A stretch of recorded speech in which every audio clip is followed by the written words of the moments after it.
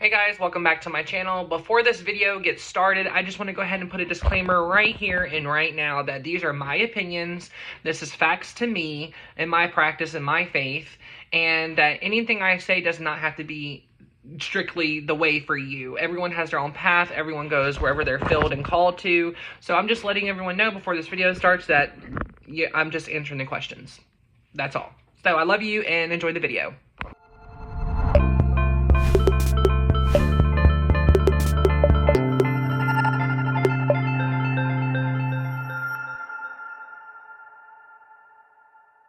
So for today's video, we're going to be answering more questions, and of course these questions are very old. From the ones from yesterday were old. So today's questions are mostly going to be from Tabitha, and we have one other question from somebody. So we're going to get straight into it. This question says, what is your take on an evangelistical minister who stole another content creator's video and used it in his video, not as a critique, but to spread Catholic hatred? Well, legalistics love to do that. That's what that sounds like to me. A legalistic evangelistic minister took someone's video just for hatred. Because if you think about it, legalistics can't get their information through spiritual information, spiritual insight, or giftings, because legalistics believe in a limit. Legalistics, sorry, that's my sister Gabby. In case y'all are wondering, I just already know. A lot of legalistics feel they have to go to everyone's faith and analyze what's not about their faith, because mind you, legalistics are kind of cult-like. They're like on the spectrum of being a cult, because legalistics believe it's one way or no way, or it's their way or the highway, and it's their way or you're out and you will be shunned. You know, that's how legalistics are. It doesn't matter what the church title is.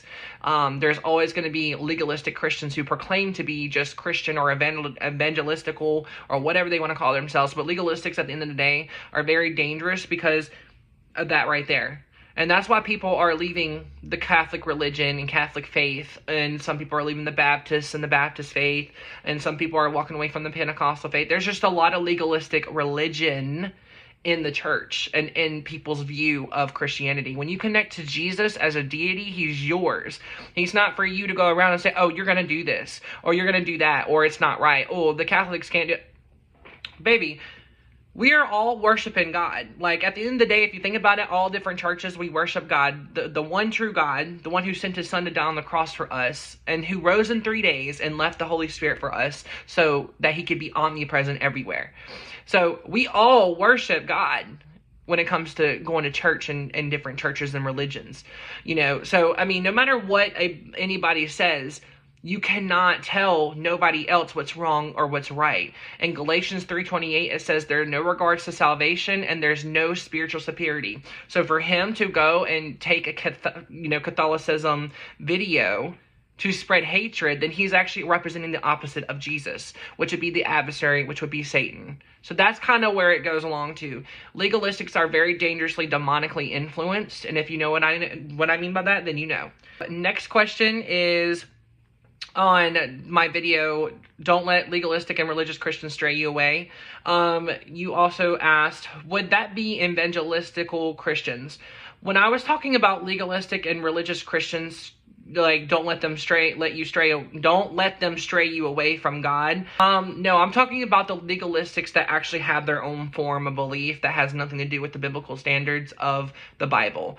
Or they take the Old Testament of the Bible and completely go by them teachings, and that's what it is. Or you'll be, they actually literally take it for real.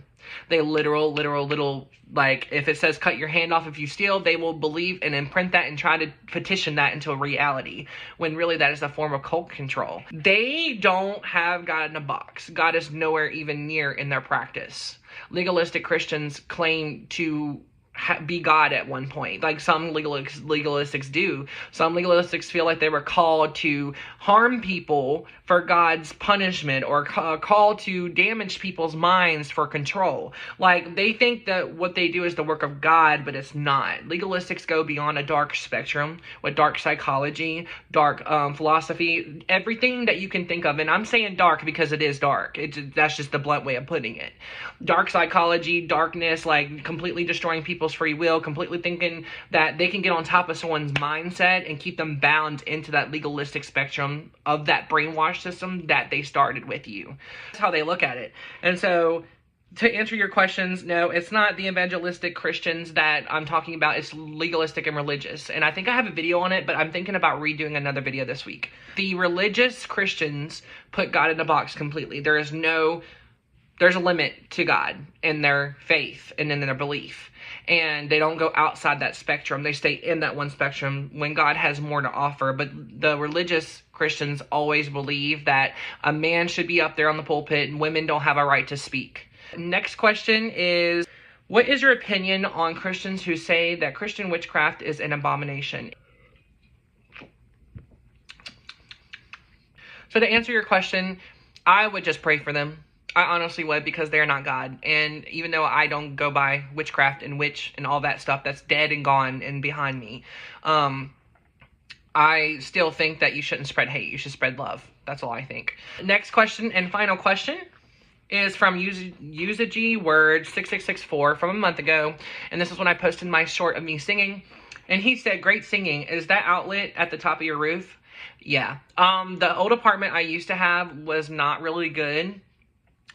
Their remodeling and construction and all that stuff, they were not very good. They left things broken, left the walls looking like complete crap. There were stuff in the ceiling for me to plug in because they just did, and that was actually when I was moving out, probably. That was probably when I was moving out, and that's probably why I just didn't care about the ceiling being seen, because it was just weird. Like, it was just weird, like how they had extension cords in there and plug-ins, and then the air wouldn't work. Yeah, it was in the ceiling. It just makes sense for them. But that's all I have for you today. I hope you guys enjoyed this video. I hope I made sense. I love y'all. Like, I'm just telling y'all the answer to the question, okay?